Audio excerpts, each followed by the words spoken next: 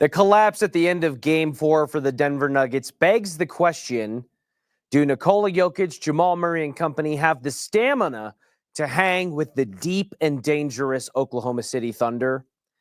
In the wake of Bud Black's firing, are more changes on the horizon for the Colorado Rockies, and can anything shake them out of what is shaping up to be potentially one of the worst season finishes in Major League Baseball history? All things to come on today's rundown, but we have to begin in the world of the NBA, where this past weekend brought us two action-packed games for the Denver Nuggets and the Oklahoma City Thunder, with unfortunately very different results. In Game 3 on Friday night, we saw a thrilling overtime victory to kick off the postseason action of the semifinal in Denver, where the gritty, experienced, grizzled Denver Nuggets, just as I predicted on Friday's show, proved their worth at the closing minutes of the fourth quarter and into overtime, where, guess what? Aaron Gordon hit another shot. He actually had one in Game 4 too. It just didn't end up being the clincher to help them hold home court advantage, because in Game 4, on just 38 hours rest,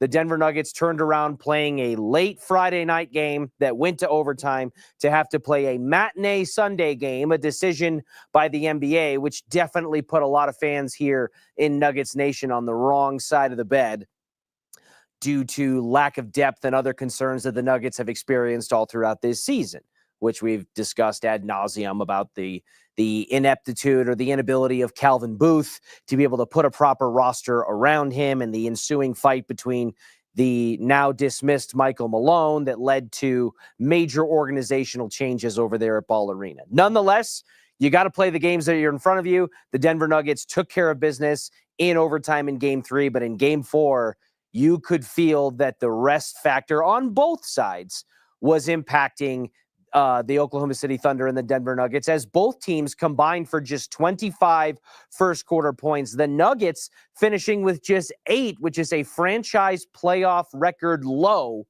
for Denver in terms of first quarter points. The shooting efficiency was off for both sides.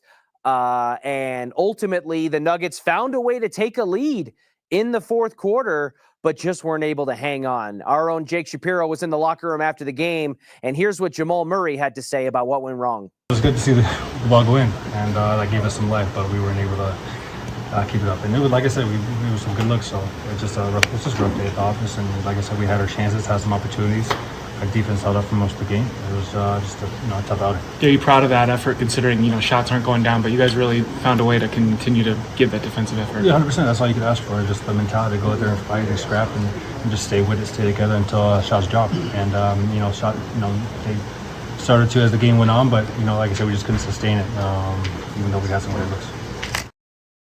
A bad day at the office indeed, but to Jamal's point, the Nuggets did have their opportunities. They were up 73-66 with just 11 minutes left in the fourth quarter, only to get outscored by a number of 29-16 down the stretch from Oklahoma City. In terms of bench points, Oklahoma City outscores Denver 35-8 with Payton Watson playing just 8 or 9 minutes on the game, and the starters, as they have all postseason long, taking the majority of the brunt and the impact, with Nikola Jokic at the center of that issue. He played a game high in minutes in Game 3, and you could tell the efficiency carried over into Game 4, where he missed a pair of crucial free throws. Aaron Gordon also missed one late that helped the Thunder kind of keep it just out of arm's reach for Denver to claw their way back like they did in Game 3. On the subject of rest,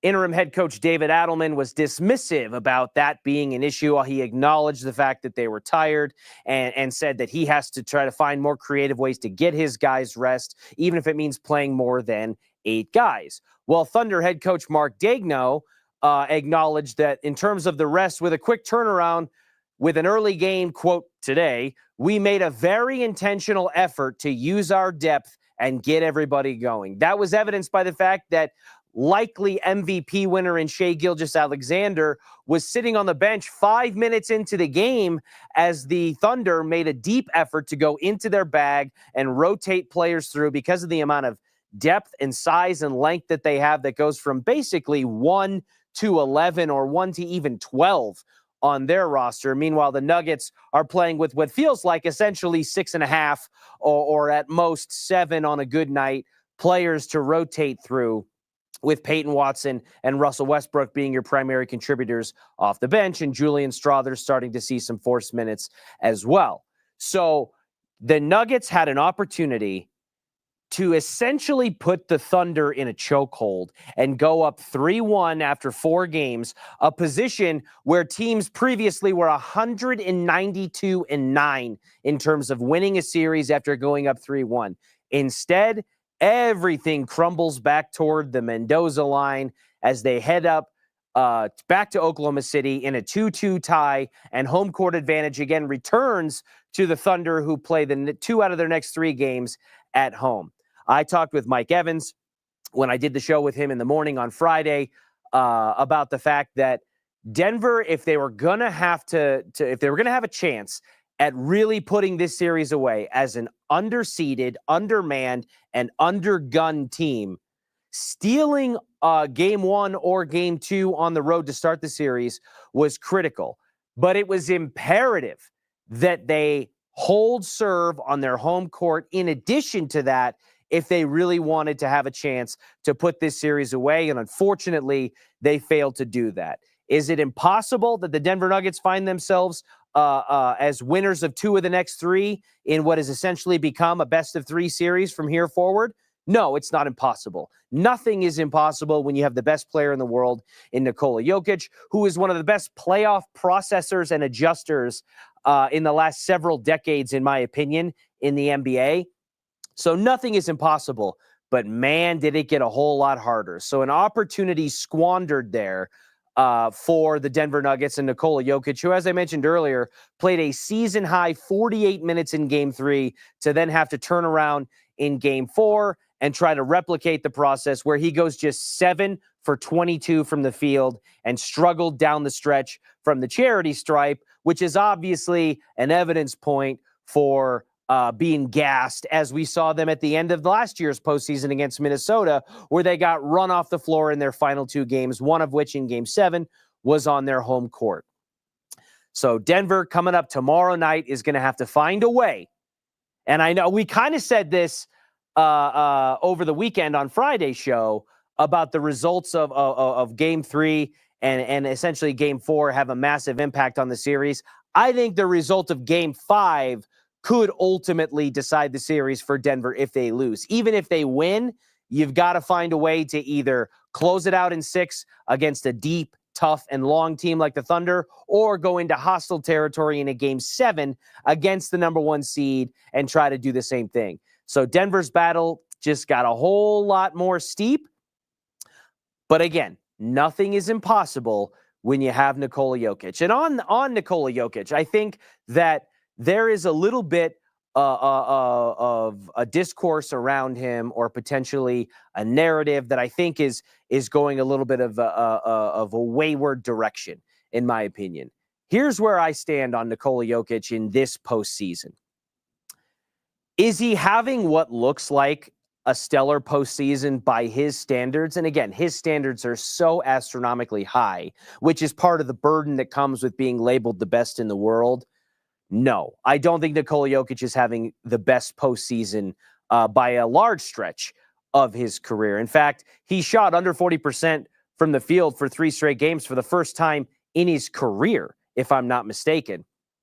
But he's still averaging 25 points and close to 6 or 7 rebounds and assists per game throughout the postseason. So if you were telling me that we were going to get 25, 7, and 7 from Nikola Jokic, basically night in and night out, and it was going to be incumbent upon the Aaron Gordons, the Jamal Murrays, the Michael Porter Jr.'s, the Russell Westbrooks and Julian Strawthers and Payton Watsons to help supplement that production, I'd say you could certainly have worse off starting points. Clearly, I think there's a mental aspect to this series that is fueled by some fatigue of a season-long grind where he had to take on more and more minutes. Despite only playing in 70 games, he still finished among some of the league's top usage percentage players, both by minutes and percentage of times that he's the focal point of the offense and the things passed through him.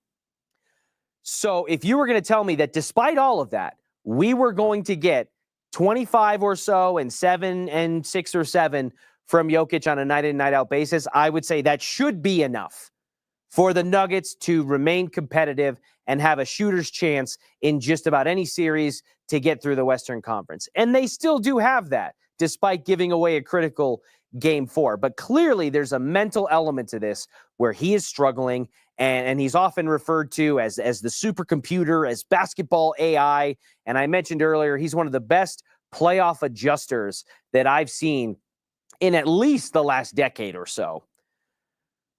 That is quite a cross to bear. And you can tell that from an officiating standpoint, because of the narrative around the Thunder and Shai Gilgeous-Alexander with the calls and no calls, we're seeing it happen almost on a possession-to-possession basis where it feels like they're officiated differently despite the same sequence of events. Jokic is no stranger to not getting a good whistle. And do I think at times he's maybe leaning into it a little bit too much? Yeah. You see him throwing his hands up and kind of barking back at the officials a lot more than we're accustomed to seeing him. And I think that's a part of his recipe on how to adjust, because he knows better than you, better than me, better than most of us, what the strengths and weaknesses of this team are at a micro level. And he is doing everything in his power, because he is the sun that their solar system revolves around, to try to keep things tight enough to where Denver's experience and championship medal can take over. Because if it gets too far out of range, even he knows there's only so far that they can come to catch up. So do I think he's leaning into it a little too much? Maybe. But I think that Nikola Jokic, as a 3-time MVP, a finals MVP, and the center around the team's first and only championship core, has earned the benefit of the doubt, in my opinion. Not that he's above criticism, but that he has earned the benefit of the doubt, in my opinion, to try to see this process through and trust himself as the North Star on how to proceed. You and I can maybe take exception to him, barking at officials or leaning in, expecting to get calls, whining about not getting them, the way that his opponents tend to do, and it seems to work for them. But ultimately, if he is not good enough, if his 25, 7 and 7, whatever the averages average out to be, is not good enough to help lift this team, that is not an indictment on him as much as is an indictment on the roster around him, the core pieces that are there to supplement him, and the organization that allowed that team and that core to reach the point that it has. And I think the result of Game 5 and the result of ultimately this series will go a long way in determining what decisions are made from here forward as the new regime looks to turn the page from what has been. Speaking of turning the page from what has been, in a move that is probably 2 or 3 seasons too late, the Colorado Rockies made the decision to relieve manager Bud Black of his duties, along with the bench coach Mike Redmond, after a win, ironically, against the Padres, but just a day or so removed from them getting drubbed in a football-style blowout by the San Diego Padres, 21-0. Bud Black was the manager entering his 9th season for Colorado, and I think there's a little bit of a split opinion on this, because to some degree, I think there was, if you wanted to say that Bud Black was not a good manager, there are a lot of things that you could point to. But if you wanted to say that Bud Black had both hands and a foot tied behind his back because of the organizational ineptitude from a talent development standpoint through the farm system, to a general manager standpoint with Bill Schmidt and roster construction, all the way up to the owner's box with Dick Monfort, and that he was kind of just trying to steer a sinking ship as best as he could, I think there's plenty of data and discourse to argue with there. In Dick Monfort's original statement after the firing, he said, quote, "Our play so far this season, especially coming off the last 2 series, has been unacceptable. Our fans deserve better, and we are capable of better. While we all share responsibility in how this season has played out, these changes are necessary."